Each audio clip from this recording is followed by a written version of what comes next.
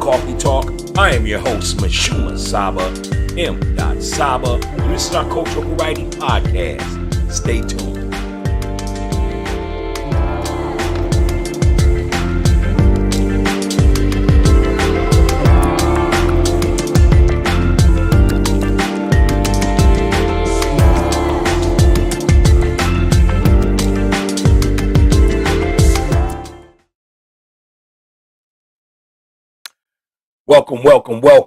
Welcome to the Cultural Variety Podcast Show, Coffee Talk Podcast. And I am your host, MISHUMA SABA, M.SABA. And this is the Cultural Variety Podcast. How y'all doing today? Happy to have y'all here tonight. It's Thursday, and this is one of those days that we really don't podcast on Thursdays, but every now and then we like to just give you an extra espresso, is what we like to call it. So tonight is Coffee Talk Podcast, and we got something great in store. Tonight we're going to go ahead and give you the story of MAKEDA, an African queen born in 1930 BC, and she went to Essence in 1960 BC. She was a young queen, 30 years old. Let's go ahead and read her story. But before we do that, if this is your first time tuning in to Coffee Talk Podcast, we never start a show without giving it its flavor. So tonight's flavor is the ever popular Bali Kantamani natural coffee, which is grown in the volcanic soul of Bali's highlands. It is one of the most distinctive Indonesian coffees with potent notes ranging from sweet chocolate and strawberry to smoky spiced rum, one of the best coffees in the world. Tonight's flavor is Bali Kintamani natural coffee. And also, the wise words of tonight here at Coffee Talk Podcast is this. It's just something to think about. But listen, fellas, don't let people that are not good at what you do talk you into doing what they can't do. And what I mean by that, when I put that together, is we all have special abilities. And some tap into that and they take it and they expand on it. And in that belief and in that investment of themselves, they get great reward.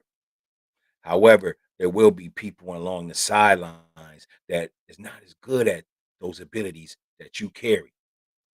So they will go ahead and pass their fears down to you, or their can'ts down to you, to stop your progress. Always rise above, always believe in self, always invest in self. So again, the wise words of today is, fellas, don't let people that are not good at what you do talk you into doing what they can't do. That's the wise words of tonight. All right, so thank you for tuning in to Coffee Talk Podcast. Tonight, we're going to go ahead and give honors and respect to our historic African queens. And tonight, we chose a reading about the queen, MAKEDA. Let's begin. The legendary queen of Sheba has been known under various names at different periods. To St. Matthew, she was queen of the south. To the ancient Muslims, she was Balqis. To King Solomon of Israel, she was the queen of Sheba or Saba. To the ancient Greeks, she was the black Minerva and the Ethiopian Diana. And to her own people, she was MAKEDA the beautiful. MAKEDA was the queen of both Ethiopia and Saba in southern Arabia. It is believed that Aksum, the capital city of her empire, was founded 100 years after the Great Flood. MAKEDA made many changes and rebuilt the territory of Saba during her reign. There are many versions of the Solomon and Sheba story.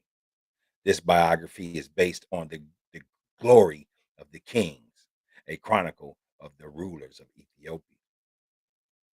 Queen MAKEDA was very beautiful and exceedingly rich.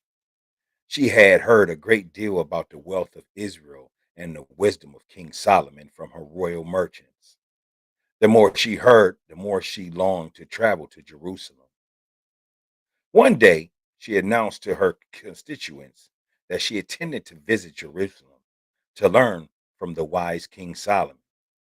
Makeda departed for the holy city with a caravan of almost 800 camels, asses, and mules, which were loaded with precious stones, metals, and other valuable items. During her 6-month visit, Makeda conferred frequently with King Solomon. She was so impressed with his wisdom that she gave up her religion and adopted Judaism. King Solomon desired to father many sons who would rule in the name of the God of Israel. Shortly thereafter, she requested to return to her own country. Although Solomon would have preferred her to stay, he pulled her aside, saying, "Take this ring, so thou you not forget me. And if it happen that I obtain a seed from thee, this ring shall be a sign of it. If it be a man child, he shall come to me." Makeda promised King Solomon that if she begot a male child, she would crown him king of Ethiopia. At the time of Makeda's reign, Exum and Saba were matriarchs, so her promise was significant. The queen departed for home, and 9 months and 5 days later, Makeda left King Solomon. She gave birth to a male child. She named him Albin al-Hakim, son of the wise man. His royal name was Menek. At the age of 22, Menek traveled to Jerusalem to visit his father. He did not need the ring of Solomon. He did not need the ring Solomon had given his mother for identification, because when he arrived in Gaza, the people knew by his appearance that he was Solomon's son. When Menek finally reached his father, Solomon stated, "He is handsomer than I am, and his form and stature are those of David, my father, in his early manhood." Solomon kissed and embraced his son and asked him to stay. He promised Menek the kingdom of Israel upon his death. But Menek replied, "My lord, it is impossible for me to abandon my country and my mother. I swore to her by her breast that I would return to her." When Solomon realized he could not persuade his son to remain in Jerusalem, he anointed Menek the king of Ethiopia. He bestowed upon him the name of David and provided him with counselors and officers for the founding of Israel's new kingdom in Ethiopia. Except for a brief period during the ninth and 10th centuries until the demise of Haile Selassie, Queen Makeda's descendants have ruled the throne of Ethiopia. Queen Makeda's tomb, along with 22 obelisks of her period, were excavated at the Exum in the early 1900s. The reign of Queen Makeda, one of the most beautiful and richest African monarchs, was an important part of East African history and culture. This is the story of Queen Makeda. So, what did y'all think about that story tonight? Did you hear the part where Menek was supposed to receive the ring of Solomon for identification? But when Menek started to travel to see his father, he didn't even need the ring to identify who he was. His father knew right away who he was by his resemblance.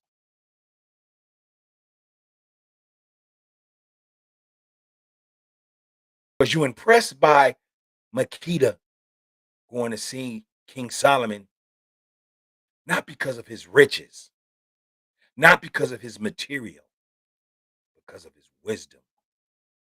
She was attracted to his intelligence. Did you also hear Menek call his father Lord? For there was no mystery of who created Menek. Menek came from his father, and his father came from his father, who was known as David. Minnick shared the same resemblances as his grandfather. These are just short little intricates of today's story, the Queen of Makeda, the Queen Makeda.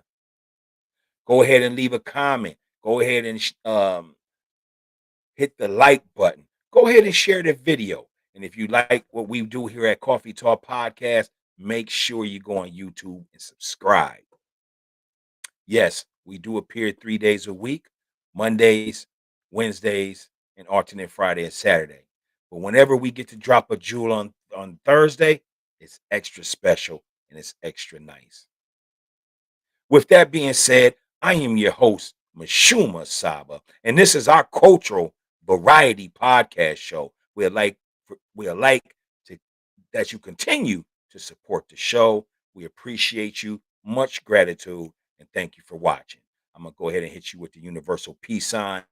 Peace, y'all. Stay sucker free. This is Coffee Talk Podcast, the cultural variety podcast show. Peace.